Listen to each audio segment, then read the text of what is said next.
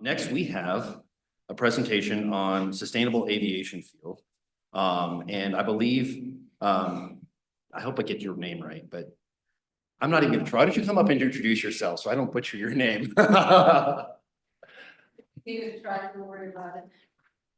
So, good morning, commissioners. Thank you for the time and slot in your days. My name is Damiana Serafini. That's why I didn't try it. I am from Connecticut, but originally from Argentina. So there go my name. Very cool. Yeah, good morning. Thank you for the warm welcome. It's a really pleasure and honor to be here. My name is Keith Lawless, and I'm from Montreal, Canada. Perfect. Thank you for being here this morning. So while we both worked in a nationwide kind of context, when we come here, you're a nation in yourself. So it's not that much different. It's just that you're part of the United States, but the size are quite different. And we find it encouraging that this is an initiative, a local initiative, while the other ones that we've been researching, national initiatives, are a lot more difficult.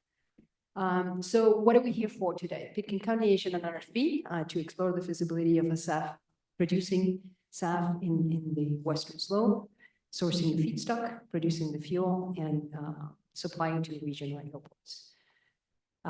We are including the different counties: Pitkin, Eagle, Mesa, Delta, Montrose, for the airports to serve Aspen, Rifle, Grand Junction, and Eagle. And we're looking for the site location, not at this stage, but we already have some indication from Delta because I spent last week doing meetings in Delta. So what is our purpose today? Why are we here? It's to deliver a comprehensive data-driven feasibility study. And the first task that we're going to concentrate on is the feedstock availability. So we have 7 tasks, but until we find that there is feedstock, whether it's locally or a little bit outside of the boundaries, and when we talk about locally, we talk about the US as well.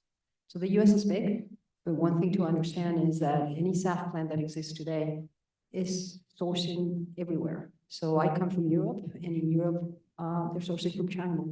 So local source for here would begin with the boundaries that we have within the counties, would extend to these neighbor states, and then to the United States. And the idea is to understand whether there is enough and the quality, and if there is, then we'll move on to the other tasks. And that's where the different viability comes into place, because if it's sourced further away, it has a different cost than if it's sourced completely locally. So what's the difference between jet fuel and SAF?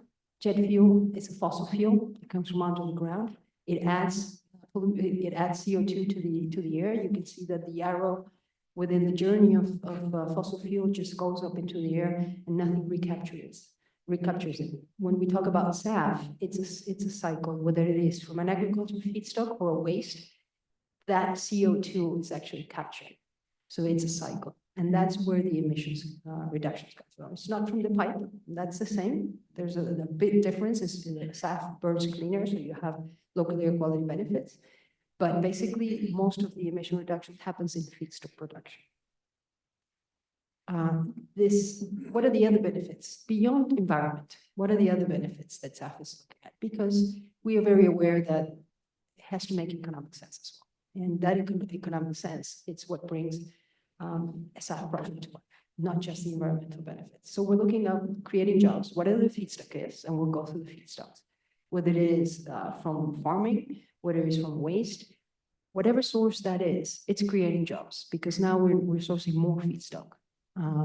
Waste, aggregation and processing, probably resolving a big problem we have with waste, and adding value to it. So whatever was a cost now can become an actually value product.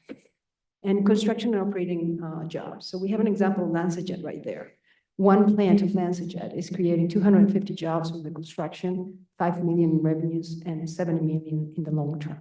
These are long-term projects, and we'll go through how long does it take, right? And how far do we need to think of when we talk about feedstock? Is it for a year? Is it for 2 years? Well, it's actually 20 years that we need that consistency in feedstock production. It reduces and repurposes waste and creates new markets for the agricultural products. It can actually serve to overcome any volatility in the market. One of the things that we saw in the world, when wheat is very expensive, it's depreciated, then these cover crops come handy because first, they're not commodities, so they're not volatile to the market. And secondly, it's an option to get over that depreciation while the market adjusts. So it's an opportunity and improves local air quality around airports. That's depending on the amount of SAF that you're using. If it's more than 20% within the blend, you actually do see a reduction in particulate matter, which is the most dangerous one that we see around the airport. PM 2.5 and fine particles are the ones that impact the community the most. The feedstocks that we are going to be looking at are divided into different classifications. Waste and residue lipids. We have used cooking oil, animal fats, and camelina. Animal fats, forgive me, and then sustainably certified energy crops. And sustainably certified is a big word, and I'll tell you in the next slide. Any cover crop, any crop that is not a food and that will not compete with food is actually the preferred crop. We do see in the United States that soybeans are being used for sustainable aviation fuel, and that is because there is no dangers of hunger per the global hunger index in the US. So you can actually use it, but we need to be aware that aviation is a global market. It's not like renewable diesel, where the fuel is used locally, and there is no competition with other airlines. This is a global market, and if the rest of the world doesn't accept food for fuel, we might as well stick to it and see how we can stick to it. Forestry residues, logging residues, sawdust, wood processing waste, municipal solid waste, industrial gases, and we go to maybe a bit more complicated of a process in terms of the technology readiness, and others, like existing ethanol. So we can use the ethanol that is used today for other fuels, also for sustainable aviation fuels. So these are some examples for us to understand. The HEFA process, which is the one that uses, it's a pathway that uses oils and greases. We're talking about agriculture, sustainably certified agricultural crops, or tallow, for example. That is the only process that today is producing SAF commercially, at commercial scales. We got World Energy in California, Montana Renewables in Montana, and Neste in Europe and Asia. Then municipal solid waste also has great potential. But what we see here is that those that have gone from pilot size to commercial size have yet to reach that commercial viability. So the risk there is the technology. You might have municipal solid waste, low price, a problem. Yet, if you invest in it, you might see yourself waiting for that technology to be ready. And there's not much to wait. We have some indications from major technology providers that they will reach that point. But it's something to keep in mind. And then alcohol from forestry and residues. We have LanzaJet that they did construct their plant, commercial plant. They have yet to open. We're waiting since December. Gevo, they also have yet to open, and DG Fuels, they have 2 plants, and until 2030, they will not open. So that's the story of technology in feedstock, right? And this is sustainability certification. One thing to keep it very clear is that the S in front of sustainable aviation fuels is key, because sustainable aviation fuels are 2 to 10 times more expensive than conventional fuel. And if an airline is going to purchase them, it is because they have sustainability on the front, because that means that an airline can account their emission reductions and report them accordingly, either because they are complying with the law or whether because they voluntarily want to reduce their emissions and they need to report to the public. And that is extremely important to keep this real and make it credible, accounting and reporting. There's many schemes, well, 3 general schemes for accounting and reporting that are very well trustworthy, but sustainability makes the deal. So any feedstock that we have that we can source from here and that we analyze will have to be certified as sustainable. So that's an extra step. For agriculture, it's not something much different, because anything that has to do with food security and organic certification is very similar. There's not much more to it. But if you're talking about waste, well, this is a process that they've never went through. And Keith is going to explain to you what does it take to build a plant, and how many years, and what can we expect, and who is doing what. Keith. Yeah, I think a kind of misconception is that everyone is a bit surprised how long this whole process takes. They think, okay, we choose a feedstock, we wave a magic wand, and poof, a plant arises up. But actually, depending on the feedstock you take up to 10 years, and the investment's over $1 billion. So That means that you have to attract investors, and to have attract investors, you have to have a very solid case for the feedstock and the technology. So that's why we're looking. Many people have announced projects, but a lot of the projects aren't being financed. So in our study, we're going to be extremely practical. We're going to focus on things that get done quickly and with the lowest risk possible. So this is our schedule for task number 1. We will not continue to all the other tasks unless we understand that there is feedstock to be sourced and that will be enough for maybe the next 20 years. And this is the 2 weeks that we're here, a week and a half, 2 weeks that we'll be here. I came in here first, Keith is going to leave later, so we can divide and conquer. And by May 26th, we're going to deliver the first draft, the first final draft. We already delivered the first draft on our remote research, what we did before coming here. And the idea is that whatever we found online and whatever meetings we had before coming here can be actually checked when we're here and expanded. We will find a lot more things that we couldn't get online when we're here. And that's why it is important for us to meet with every single stakeholder that can provide us information. One of the things that we want to make very clear is that the opportunity here, I think, of industrializing the region, because this is a new industry. I don't think it is completely dependent on feedstock. There is enough feedstock in the US. It just takes off where do we get it. One of the major problems that we have when we talk about setting a SAF plant, this is a refinery, like a petroleum refinery. So it needs a specific place where to be set up. One of the things that you have here in your favor is remoteness. You are remote, you can find those places where you won't get urbanization grow so fast that the plant then becomes a problem. That for us, we see that as a benefit, as a good thing to understand whether if we bring the feedstock here will make sense or not.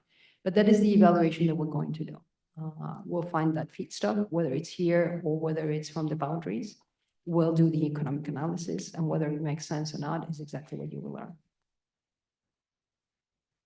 All right.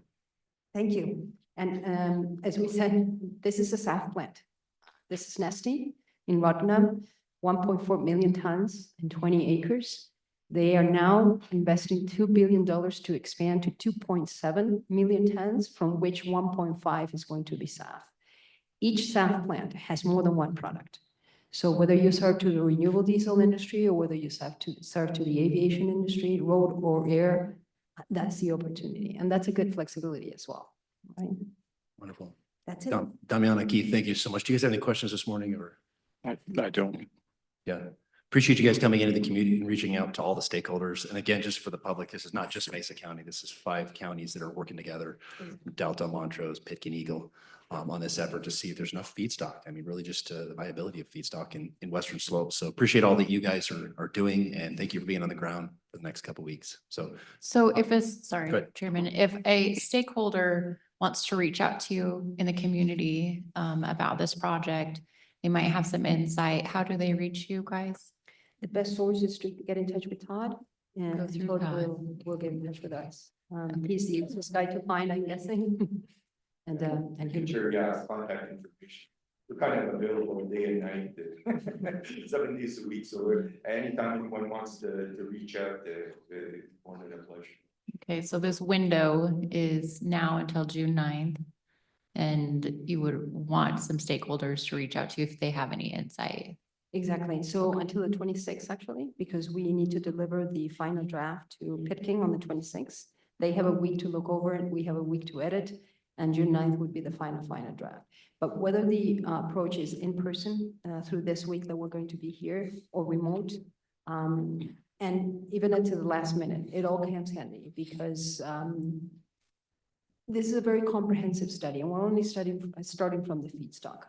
But there's a lot to consider. There's a lot to consider. And I spent 5 days in Delta last week, and believe me, it makes a difference. It makes a difference to understand from their what all my remote and secondary data gave me, whether or not it's credible and applicable. So it does make a huge difference. And the study will become more accurate, that's for sure. Great, thank you. And then sorry, I did have a lot more for questions it. apparently. And then when it comes to the water usage, I know you said that in the agriculture world, a lot of those seeds that we're promoting in that arena are water friendly. Does that have a component to this area? Because water is very scarce around here. So I think it would be weighted differently in a study that is particular to this local economy. Exactly, and that's one of the things that I've been looking at. There's cover crops that take half the amount of water of winter wheat, and they actually fit in the same season of winter wheat. So the idea is to find first a crop that doesn't replace a cash crop, because that's not what a farmer is going to adopt, but instead a crop that can be a rotation and that actually does take less water. And that's exactly what we're looking into. It cannot be an intensive crop. It cannot be a demanding crop. It has to be something that fits within the context of where we are situated. And then with those seeds, it's been my understanding that some of those seeds are just really hard to get their hands on. So farmers are struggling to get some of those more sustainable seeds. It's just not as economically viable. Would that factor into that supply and demand pull? So this is a community work. This has to come from academia, from the state, from the county, and from the city. Because it's not about getting the seeds to the farmer. It's about getting the right seed to the farmer. So you don't start, it wouldn't be right to tell a farmer to start planting camelina, for example, without having done the research first on what is the best time, the best soil, all the adaptation that you need to do to a seed. It takes time. I have a project going on in Argentina where we did all the field tests. Those field tests are not done by farmers. They're done by farmers who want to experiment, and they're getting paid to do that experiment in a small plot. Then you take it to the lab, you do some research, you find the hybrids, you do the adaptations, whether it is pesticide resistant, etc., whatever it is that seed needs to be optimal. Then you take it to those farmers to grow in bigger plots. And you still have an incentive for those farmers because you're in the research, and that can take 3 years. So if you ask me, it goes very much hand in hand with what it takes for somebody to build a plant.